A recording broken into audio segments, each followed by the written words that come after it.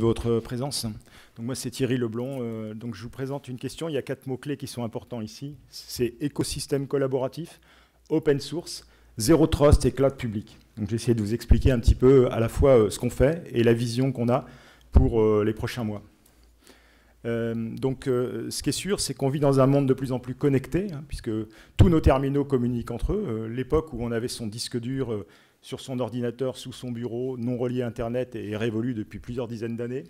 Donc on voit en fait les principales ruptures numériques tout en haut, à savoir la 5G qui arrive, dont on a pu mesurer un peu les risques et les menaces à travers ce qu'on a pu entendre dans la presse, la généralisation du cloud public qu'on vit depuis maintenant une dizaine d'années.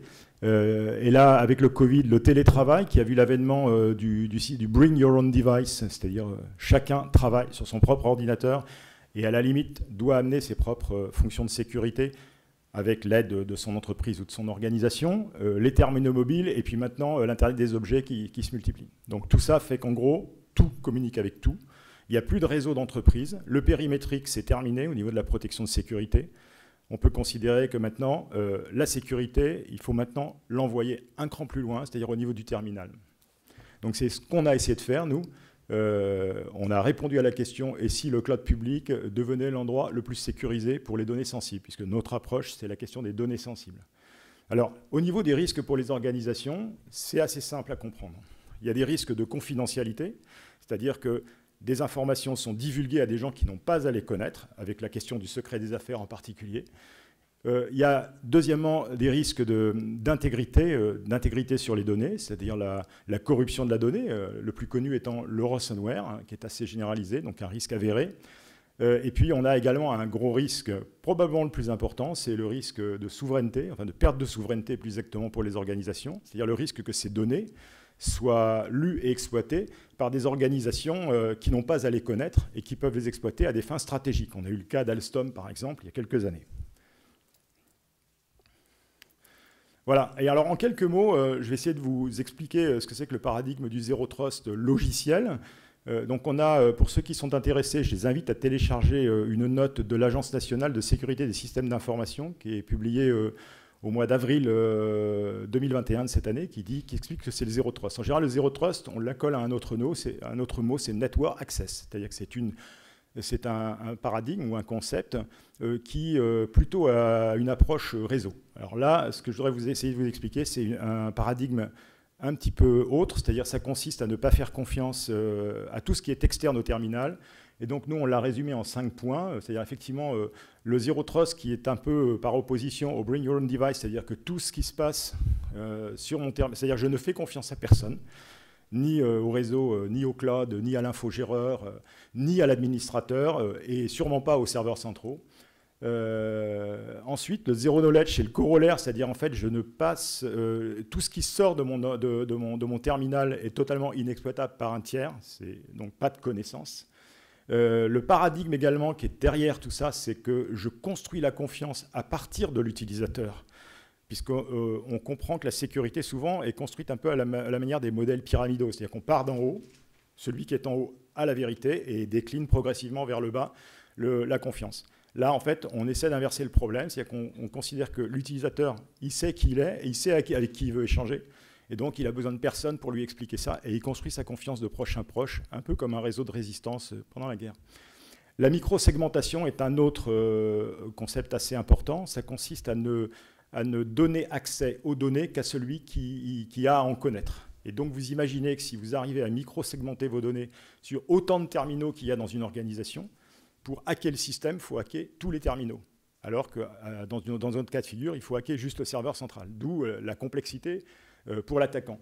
Et enfin, avec le ransomware, ce qui devient de plus en plus évident, c'est qu'il faut travailler plutôt en mode worm, c'est-à-dire write once, read many. Autrement dit, quand on écrit quelque chose sur un système, il ne s'enlève jamais. Et l'avantage de cette technique-là, c'est qu'on peut toujours remonter dans le temps à un instant voulu. Voilà ce que j'ai essayé de vous résumer pour ce qui concerne la cybersécurité du partage des données sensibles. Alors, pourquoi l'open source? Puisqu'en fait, on a fait clairement le choix de l'open source sur nos systèmes. Donc, en l'occurrence, il s'agit d'un système qu'on a baptisé Parsec, comme partage sécurisé sur le cloud. D'ailleurs, parce que pour le premier cas, c'est que quand vous êtes transparent sur le code, vous ne pouvez pas cacher, ou vous cachez plus difficilement, disons, les trous de sécurité. Et en tout cas, on va dire les gens, enfin les bons comme les méchants, peuvent à la fois accéder au code, et surtout les bons, ils peuvent travailler. Alors que si le code, il est propriétaire ou il est caché, les méchants, c'est sûr, ils vont l'avoir. Par contre, les bons ne vont pas pouvoir travailler dessus. Donc pour nous, il n'y a pas de système sûr qui ne soit pas ouvert. Ensuite, c'est aussi une question de choix, de choix praticité, puisqu'en fait, on a énormément, pour un système comme Parsec, actuellement, on est plutôt sur une trentaine de composants open source qui sont agrégés à l'intérieur du système.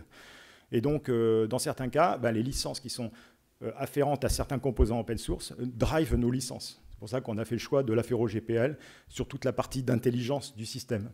Et puis, il y a un dernier point sur la partie sécurité. C'est un principe, moi, je ne connaissais pas, mais j'ai découvert d'ailleurs à Paris Open Source Summit précédent, ce qu'est le principe de Kerckhoff, donc, qui est quelqu'un qui est un cryptologue qui explique que, ça date du 19e siècle, c'est toujours valable, ou au début du 20e, qui explique que la sécurité n'est pas assurée par le secret de l'algorithme, mais par le secret de la clé. Donc tout ça fait que le choix de l'ouverture est complètement indissociable de notre approche. Donc, alors après, la sécurité, le problème, c'est que si vous faites de la sécurité et que ce n'est pas simple à utiliser pour l'utilisateur, poubelle. Voilà. L'utilisateur, il contourne. Alors, ce qu'on a essayé de penser, c'est un système qui a obtenu un visa de sécurité en avril 2021, dans sa première étape, c'est-à-dire la partie crypto, vraiment le cœur du système, le partage des fichiers, qui est d'abord pensé pour être facile à utiliser. En gros, vous savez faire un copier-coller, vous savez l'utiliser. Je résume, hein. Voilà, là j'ai un petit film, je pense qu'on a le temps de le passer, donc c'est juste pour vous expliquer vraiment les principes de base derrière le système. Voilà, donc je vais le commenter parce qu'il est sur Internet. Alors je vous passe ce début qui explique ce que je viens d'expliquer avant, donc c'est pas vraiment utile de le commenter. En gros, il faut comprendre qu'une information, vous la coupez en petits morceaux, que chacun de ces petits morceaux, c'est chiffré par une clé symétrique, que ces blocs chiffrés, voilà, donc c'est ça, sont envoyés sur le cloud, éventuellement de façon redondante, par exemple en RAID 5, ce qui fait que comme ça, en cas de perte d'un cloud, on ne perd pas son information. Les fichiers ne sont pas reconstituables par quelqu'un qui ne dispose pas de la clé locale. Et toutes les données sont gérées exclusivement par des clés locales. Et donc, seule la personne qui a sa clé peut accéder à la recomposition des briques pour en faire une connaissance, pour avoir la connaissance de l'information. Donc après, je vous passe les différentes fonctions. Je pense que ce n'est pas la peine qu'on rentre plus dans le détail. C'est un système qui a été mis au point en partenariat avec donc le CNRS et le ministère des Armées. Je pense que c'est ça, voilà.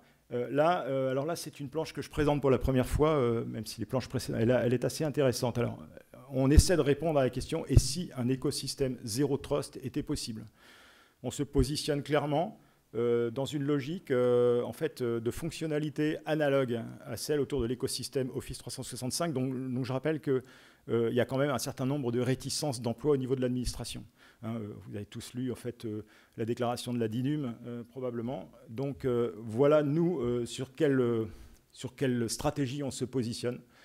À la fois, donc, ce qu'on a appelé le Parsec écosystème Zero Trust, ça consiste à faire ce qu'on appelle de l'édition collaborative Zero Trust. Autrement dit, vous faites la même chose que un doc ou un Excel, mais vous le faites à plusieurs et en même temps.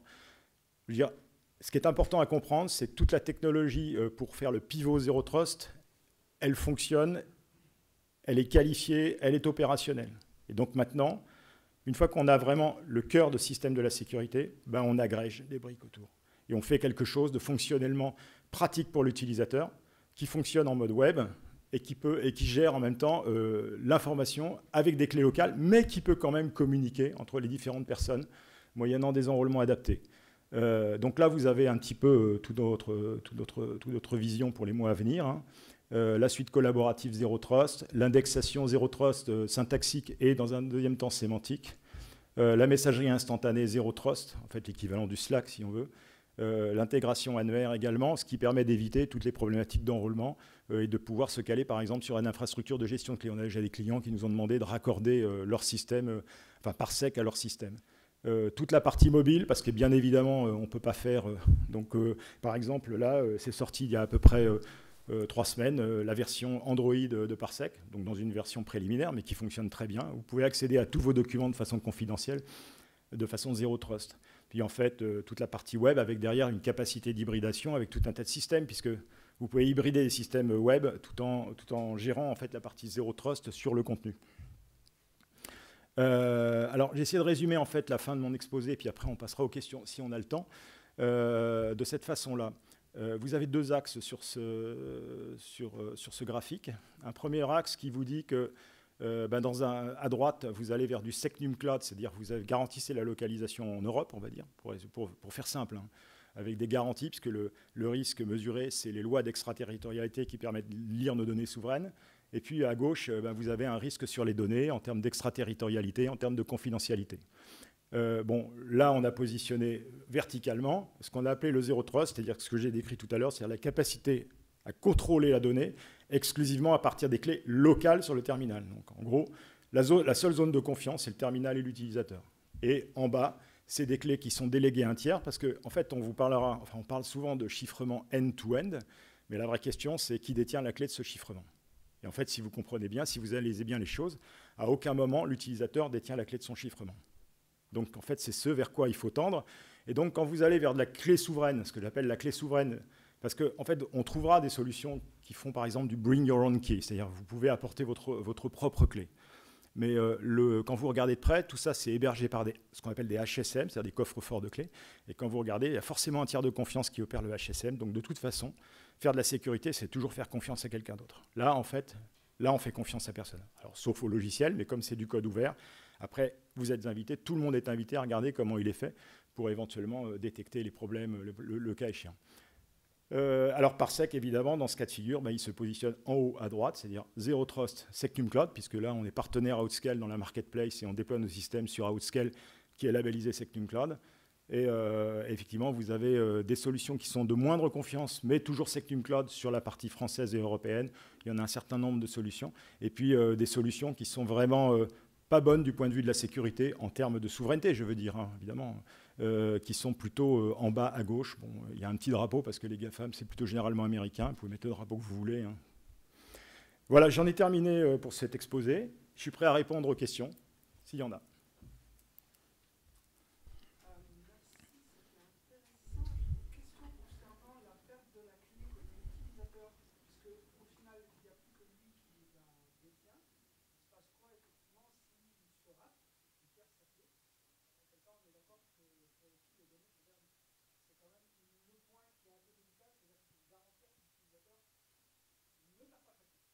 Alors, d'abord, la première réponse, c'est que s'il la perd, il n'y a personne pour l'aider. S'il est tout seul, sur son système, il n'a personne. Par contre, le système permet le partage. Donc, en fait, si vous avez partagé une enclave, c'est-à-dire un coffre-fort de données avec quelqu'un d'autre, parce qu'en général, vous n'utilisez pas un système comme ça si vous voulez travailler tout seul. Dans ce cas-là, il vaut mieux prendre carrément un chiffrement sur votre disque dur et puis c'est fini. Si vous utilisez un système comme ça, c'est pour partager. Donc vous partagez, forcément, il y en a un autre qui l'a. Donc à un moment donné, vous rentrez dans un mécanisme, soit de sauvegarde, soit vous êtes révoqué, puisque vous avez perdu votre clé, puisque le système prévoit la révocation au sens dur et crypto du terme, et puis vous êtes réenrôlé dans un deuxième temps. Voilà. Et puis, on a prévu également à la demande de clients un autre mécanisme, d'ailleurs, qui a été mis en prod il y a quelques jours, qui permet de sauvegarder sur un fichier qu'on mettra après dans son coffre-fort les clés et les mots de passe qu'on aura mis éventuellement derrière. Enfin voilà. Après, vous pouvez également, si vous travaillez en interaction avec une infrastructure de gestion de clés, derrière, le mécanisme, il est sous-traité, entre guillemets, à l'IGC ou à la PKI. Voilà. Moi, je sais répondre. Ce qu'on n'a pas voulu faire, c'est du two-man's rule, c'est-à-dire en fait un mécanisme où vous pouvez retrouver la donnée moyennant des administrateurs qui se concertent. Ça, on l'a évacué pour des raisons précisément de sécurité.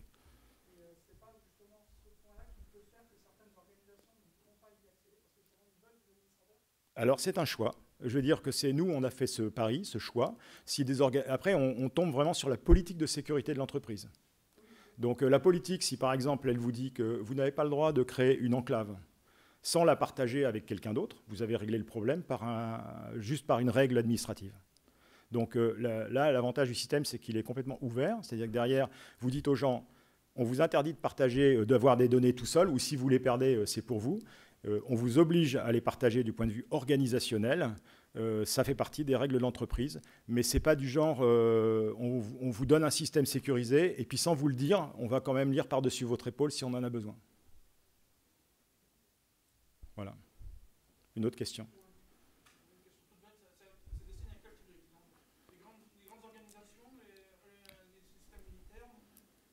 Alors, c'est aussi une question intéressante parce que l'expérience et le retour qu'on a dessus, c'est qu'il y a beaucoup de gens qui n'ont pas compris le problème qu'il y a derrière.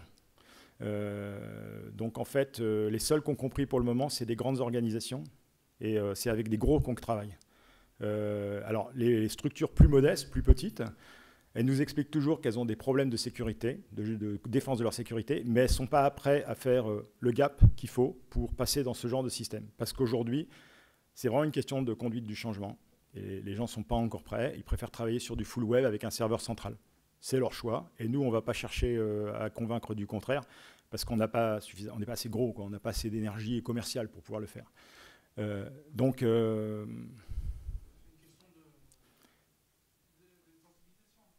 Ouais, voilà, mais nous, on n'a pas la force suffisante en sensibilisation pour faire comprendre derrière. Par contre, on travaille avec des gens qui ont compris. Et dans un premier temps, on travaille avec les gros. Et ensuite, quand les choses auront suffisamment percolé, eh bien, ça viendra plus vers les structures adaptées. Cela dit, il y a quand même un site marchand qui fonctionne en software as a service. Vous allez sur parsec.cloud, je ne sais pas si le nom n'est pas indiqué là, parsec.cloud. Et puis derrière, vous téléchargez le logiciel et vous pouvez l'essayer, quoi. Voilà. Alors une société qui voudra travailler en mode sécurisé, par exemple à l'international, vous partez, vous n'avez rien dans les poches, vous téléchargez le système, vous l'installez à distance, vous faites votre mécanisme d'enrôlement à distance et vous accédez directement à toutes les données en mode sécurisé, personne ne peut vous lire, où que vous soyez dans le monde. Ouais. Alors ça, sur le système opérationnel, on ne l'a pas fait parce que, pour des raisons de simplicité. Après, en fonction de la politique de sécurité de l'organisation qui s'adresse à nous, on peut faire ce qu'on a prouvé, hein, puisqu'en fait, ça faisait partie aussi des travaux de recherche qu'on a menés avec le ministère des Armées, le mode RAID 5, c'est-à-dire qu'en fait, vous avez plusieurs clouds, vous dupliquez les données sur un certain nombre de clouds en mode redondance, et la perte d'un cloud fait que vous ne perdez pas vos données. Je dirais que là, vous faites de la sauvegarde de la même façon, hein, avec des blocs qui permettent de la sauvegarde en mode redondant. Hein. Ah bah, il coupe. C'est pour ça c'est pour ça que la courbe que j'ai présentée, elle est importante, celle-là. C'est-à-dire que si vous avez une menace sur les blocs, c'est-à-dire sur l'hébergeur, si l'hébergeur il vous bloque l'accès au bloc, vous avez perdu l'accès à vos données. Donc il faut en fait le faire dans une zone de confiance. C'est pour ça qu'il faut passer sur du Sectum Cloud. C'est pour ça qu'on est partenaire à Outscale aussi. Voilà. Donc en fait, clairement, on a une stratégie visiblement orientée sur l'Europe et pas à l'international. Enfin, ça se fera peut-être un jour, mais pour le moment, c'est vraiment une stratégie de souveraineté orientée sur l'Europe. Oui.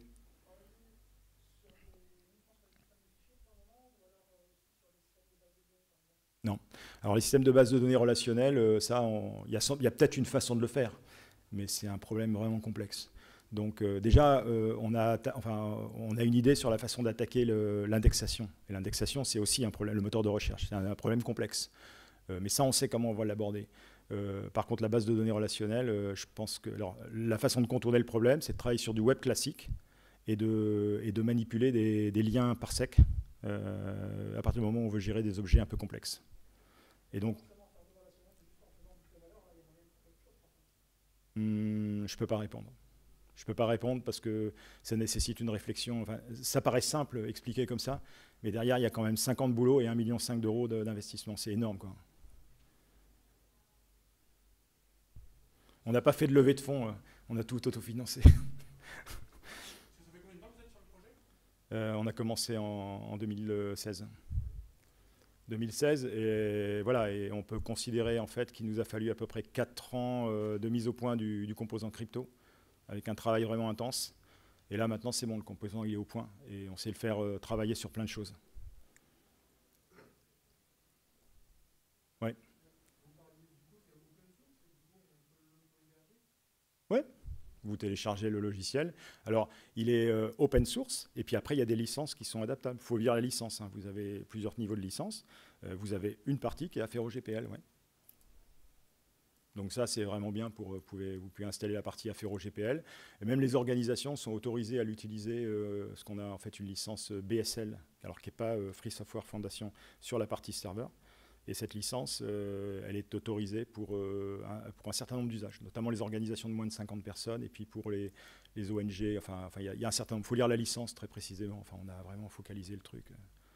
Et le logiciel embarqué, lui, il est Affero GPL. En fait, clairement, on constate que ce n'est pas suffisant, le logiciel embarqué, parce que dès qu'on a des grands comptes, ils ont des problématiques de politique particulières qui fait qu'il faut forcément des adaptations. Ouais.